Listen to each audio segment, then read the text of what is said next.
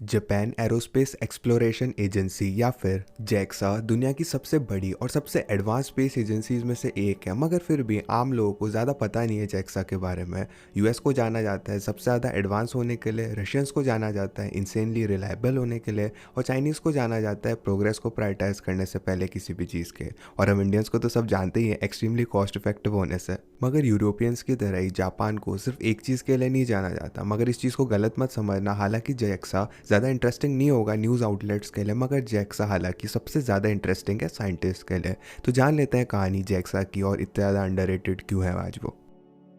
अगर थोड़ा पीछे जाएं तो सारी चीज़ों की शुरुआत 1950s के दौरान हुई थी, जब वर्ल्ड वॉर टू ख़त्म हुआ। जापान ना सिर्फ वर्ल्ड वॉर टू हारा था, मगर वो डेविस्टेड हो चुके थे यूएस की बॉम्बिंग से, जिसने वॉर को ख़त्म किया था। और चीज़ों को और ख़राब करने के लिए यूएस और उनकी एलीज ने जापान को ऑक्यूपाई कर लिया था वॉर के बाद। और वो जापान को एक बहुत छोटी लीश में रख रखे थे, क्योंकि जापान के पास ना कि सिर्फ आर्मी बनाने की इजाज़त थी, मगर वो स्पेस टेक्नोलॉजी को भी डेवलप नहीं कर सकते थे मिलिट्री के इस्तेमाल के लिए। मगर जब सोवियत यूनियन की ताकतें बढ़ी, एलीज जो है जापान के बारे में भूल चुके थे और जापान कुछ भी कर सकता था 1970s तक।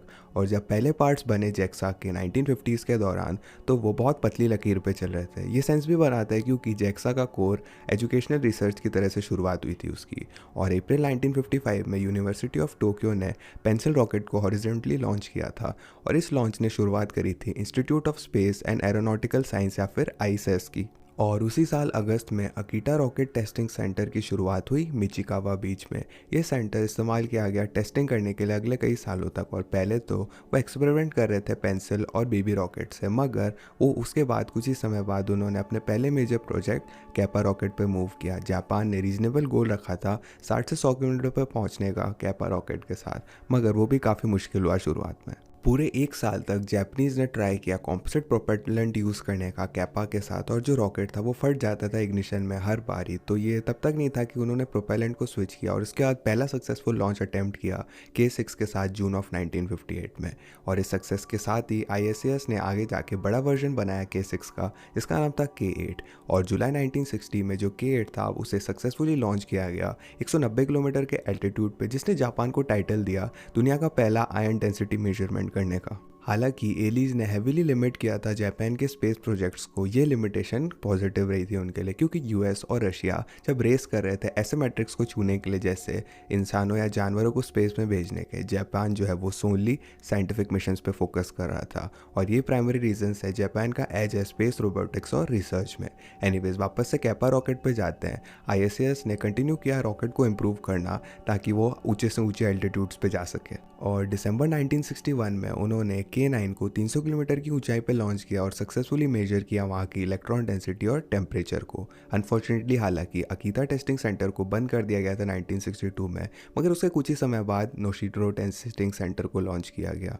और जैसे कि ISAS ने ट्रांजिशन किया नए टेस्टिंग सेंटर पे, उन्होंने 2 नए रॉकेट्स भी निकाले, जिसमें थे मू रॉकेट्स और लैम्बडा रॉकेट्स। और जुलाई 1964 को ISAS ने लैम्बडा L31 को लॉन्च किया 1000 किलोमीटर के एल्टीट्यूड पे। और इसे पर्सपेक्टिव में लाने के लिए ISS 408 किलोमीटर पे ऑर्बिट करता है। और उसी साल ISAS ने MT-135-1 को लॉन्च किया था, जो कि जापान का पहला वेदर ऑब्जर्वेशन सैटेलाइट थी। ओवर कई सालों तक ISS ने कंटिन्यू पुश करी बाउंड्रीज को मू और लैम्बडा के साथ। और 1967 में फॉर इंस्टेंस लैम्बडा L3H3 ने 2150 किलोमीटर की ऊंचाई को टच किया। हालांकि ISAS काफ़ी अच्छी प्रोग्रेस कर रहा था दोनों रॉकेट्स के साथ। ISAS को काफ़ी दिक्कत हो रही थी आर्टिफिशियल सैटेलाइट को ऑर्बिट में भेजने के लिए। पहली कोशिश में तो जो मिशन है वो फेल हो गया इम्प्रॉपर स्टेज सेपरेशन की वजह से। दूसरी कोशिश में जो फाइनल स्टेज था वो इग्नाइट नहीं हो पाया। तीसरी कोशिश में भी जो फाइनल स्टेज था वो फेल हो गया इग्नाइट करने से। और चौथी ट्राई में थर्ड स्टेज जो है वो अपर स्टेज के साथ टकरा गया। और ये पांचवी ट्राई तक नहीं था 1970 में, जब L4S5 ने जापान को पहली बार सैटेलाइट दिया ओसुमी को ऑर्बिट में लॉन्च करके। और वो चौथी देश बनी ऐसा करने के लिए। और जैसा कि हम सबको पता है यूएस ने लोगों को चांद पे भेज दिया था उससे जस्ट एक साल पहले 1969 में। और उस सक्सेस की वजह से उन्होंने रिस्ट्रिक्शंस को कम कर दिया जापान पे। जापान ने इंस्टेंटली अपना खुद की नेशनल स्पेस एजेंसी बनाई। इसका नाम था national space development agency of Japan या फिर नेस्डा, अक्टूबर 1 1969 में। बजाय कि ISAS की, जो कि सिर्फ फोकस करता था साइंटिफिक मिशंस पे, नेस्डा फोकस करता था लोगों की स्पेस फ्लाइट में। मगर इस पॉइंट पे जापान के पास 2 सिग्निफिकेंट स्पेस एजेंसीज आ चुकी थी, जिनके अलग अलग गोल थे। और रिस्ट्रिक्शंस तो कम कर दी थी यूएस ने, इसी के साथ ही अनक्लासिफाइड रॉकेट डिजाइन भी दे दिए थे जापान को। इसने जापान को मेजर बूस्ट दिया स्पेस फ्लाइट डेवलपमेंट के लिए, तो मगर एट द सेम टाइम इसने जापान को रोक दिया डेवलप करने से उनके खुद के डिज़ाइंस को। और एक साल बाद जब नैस्डा को फाउंड किया गया था, उन्होंने N1 लॉन्च व्हीकल पे फोकस किया। N1 जो था वो अमेरिकन थॉर डेल्टा रॉकेट पे बेस्ड था और कैपेबल था 1200 किलोग्राम को लो अर्थ ऑर्बिट में भेजने के लिए। पहला N1 लॉन्च किया गया था सितंबर 1975 में और जापानीज ने 7 अलग अलग लॉन्चेस कंप्लीट किए थे अगले 7 सालों में। फन फैक्ट, जो सेकंड लॉन्च था N1 का वो 29 फरवरी 1976 को हुआ था, जो कि अकेला ऑर्बिटल लॉन्च बन जाता है जो कि लीप डे के दौरान हुआ हो। और around the same time NASA ने डेवलपमेंट शुरू कर दिया था N2 रॉकेट का अक्टूबर ऑफ 1976 में। इसकी वजह से वो N2 में ट्रांजिशन कर चुके थे और N1 को रिटायर कर दिया गया था। N1 की तरह ही N2 भी अमेरिकन डेल्टा रॉकेट पे ही बेस्ड था और उसकी पेलोड कैपेसिटी 2000 किलोग्राम की थी लो अर्थ ऑर्बिट तक। और नासा कंप्लीट कर लिया था उन्होंने पहली N2 के लॉन्च को फरवरी 1981 में, और उन्होंने एक और 7 लॉन्चेस को एंड ऑफ 1987 तक कंप्लीट कर लिया था। सारी आठों की आठों लॉन्चेस फुली सक्सेसफुल थी। और in the mean time NASA भी डेवलपमेंट कर रहा था H1 रॉकेट की, और यहीं पे नासा पहली बार अमेरिकन रॉकेट से दूर कुछ कर रहा था। जो पहला स्टेज था H1 का वो हालांकि अमेरिकन रॉकेट से लिया गया था, मगर जो सारे अपर स्टेजेस थे वो जापानीज के द्वारा डिज़ाइन किए गए थे। जो H1 था उसकी पेलोड कैपेसिटी 3200 किलोग्राम की थी लो अर्थ ऑर्बिट तक, और उसने पहला लॉन्च भी कंप्लीट कर लिया था अगस्त ऑफ 1986 में। H1 था उसने टोटल 9 लॉन्चेस कंप्लीट करे 1993 तक और सारी सक्सेसफुल थे। नासा ने नासा के साथ भी काम किया और कई सारी सीट्स भी ले ली स्पेस शटल में। As a result NASA 3 Japanese astronauts को सिलेक्ट कर चुका था 1985 तक, और मोहरी मेमोरू पहला जापानीज एस्ट्रोनॉट बना जो कि स्पेस में गया, वो भी स्पेस शटल से 1992 में। एनीवेज, क्योंकि सक्सेस अच्छी थी H1 की, नासा ने क्विकली आगे बढ़ के डेवलपमेंट शुरू कर दी H2 की, जो कि फुल्ली जापानीज के द्वारा डिजाइन था। H2 ने सेम अपर स्टेजेस यूज किए थे H1 की तरह, मगर नासा ने सिंपली अपने खुद के फर्स्ट स्टेज को भी डेवलप कर लिया ताकि वो फुल्ली जापानीज रॉकेट बना सके। नासा ने सिर्फ नेशनलिटी चेंज नहीं करी थी रॉकेट की, उन्होंने उसे और भी ज़्यादा पावरफुल बना दिया H1 से। और H2 का सीजेबल पेलोड कैपेसिटी थी 10,060 किलोग्राम्स की लो अर्थ ऑर्बिट तक, और सिर्फ $90 मिलियन पर लॉन्च कॉस्ट करता था वो। इसे पर्सपेक्टिव में लाने के लिए फैल्कन 9 की पेलोड कैपेसिटी 22,800 किलोग्राम की है लो अर्थ ऑर्बिट तक, और वो $62 मिलियन कॉस्ट करता है नया। तो H2 था वो 3.3 गुना ज़्यादा एक्सपेंसिव था नए फैल्कन 9 से, मगर वो 20 साल आगे था फैल्कन 9 के, तो किसी भी तरह से बुरा नहीं था। और H2 जो है वो उसने 7 लॉन्चेस कंप्लीट किए by the end of 1990s, 5 तो सक्सेसफुल थे पूरी तरह से। और नासा क्योंकि इम्प्रूव कर रहा था अपनी लॉन्च कैपेबिलिटी को, ISS अभी भी अपने पुराने रॉकेट से ही खेल रहा था।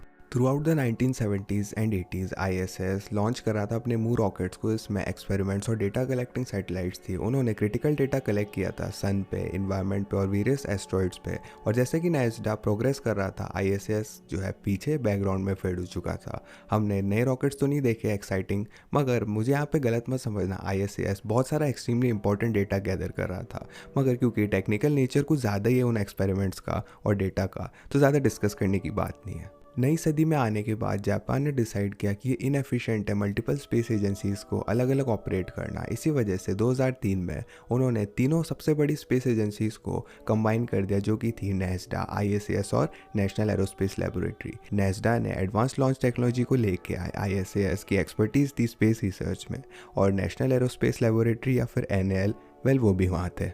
NAL एक्चुअली 1955 से ही था और स्पेशलाइज करता था एयरक्राफ्ट और रॉकेट रिसर्च में, मगर उन्होंने एक्चुअली कुछ बनाया नहीं था। और 8 पॉइंट पर तो उन्होंने एक्चुअली एक स्पेस प्लेन बनाने की कोशिश करी थी, इसका नाम था होपएक्स, मगर वो बन नहीं पाया। तो जो सुपरस्टार्स थे इस कोलैबोरेशन में वो डेफिनेटली नासा और ISS थे। इसी चीज़ के साथ ही JAXA की शुरुआत हुई और जापान सबसे स्ट्रॉन्गेस्ट स्पेस पावर्स बना पूरी दुनिया में।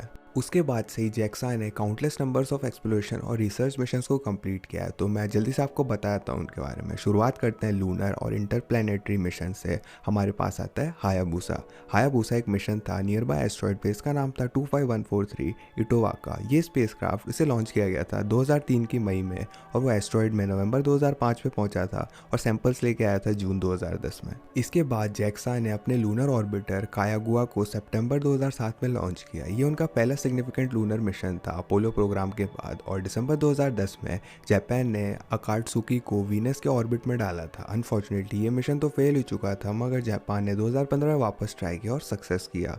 और अगस्त 2004 में जैक्सा ने 2 सोलर सेल्स को अलग अलग एल्टीट्यूड पर भी डिप्लॉय किया था। जुलाई 2005 में जैक्सा ने एक एक्सरे टेलीस्कोप को सुजाकू मिशन के साथ लॉन्च किया, और जनवरी 2006 में जैक्सा ने most advance land observation satellite को लॉन्च किया, और 2008 में जैक्सा ने green house gas observing satellite को लॉन्च किया, और 2007 में जापान ने कीबो स्पेस मॉड्यूल को नासा तक डिलीवर किया, जो कि सबसे बड़ी सिंगल आईएसएस का मॉड्यूल था।